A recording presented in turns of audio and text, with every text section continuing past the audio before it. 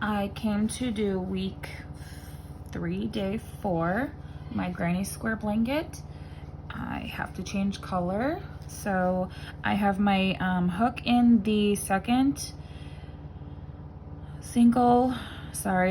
chain of that first chain 2, so that I can slip stitch, and I need to change color. So I'm gonna hold my old color over, pinch it under my finger there, bring in the new color, pinch it in there with that one, and then I'm gonna yarn over with my new color and pull through both loops on my hook.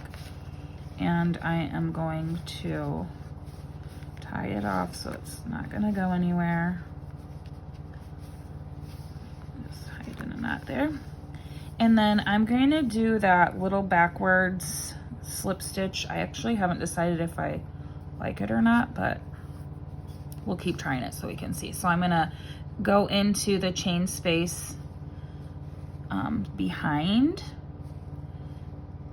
where my slip stitch was, so that when I do my chain 2, it's gonna be the end of this when I come back around, but I want it to be a little bit closer than over here on here. I want it to actually be in that chain space. So I'm gonna slip stitch backwards. I'm gonna yarn, this is kind of like a yarn under, I guess, and just go through the chain space and the loop on my hook so that I am in that, now I'm in that chain space. So when I come back around and I get to my last group of 3, my 2 double crochets I do in there will be right up against this chain 2 that I'm gonna do right now to start my row.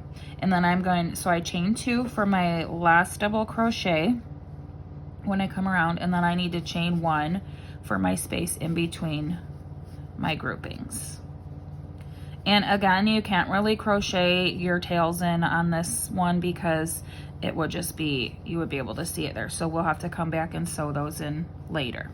So I'm gonna double crochet into 3 double crochets into each chain space.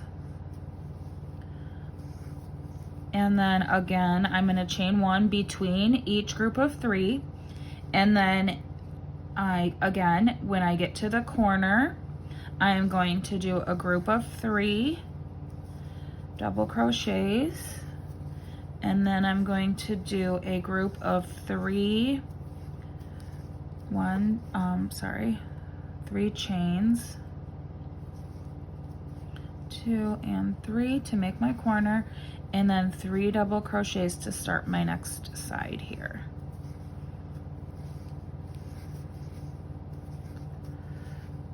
So I have got started on my side here where I joined in, and then I finished that side. I've got my corner.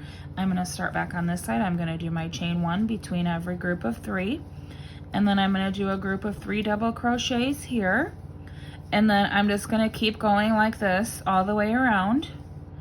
Chain 1 between each grouping, and then I'm gonna come back at the end and just to finish off the round with you. Okay, I am most of the way around round 4, and so I just wanted to again show you the another corner just in case, and then we will attach that to there. So I'm going to chain 1 between my spaces here, and I'm going to 3 double crochet into this corner, and then I am going to chain 3 to keep it a corner, and then I'm going to 3 double crochet, which is the first grouping of the last side.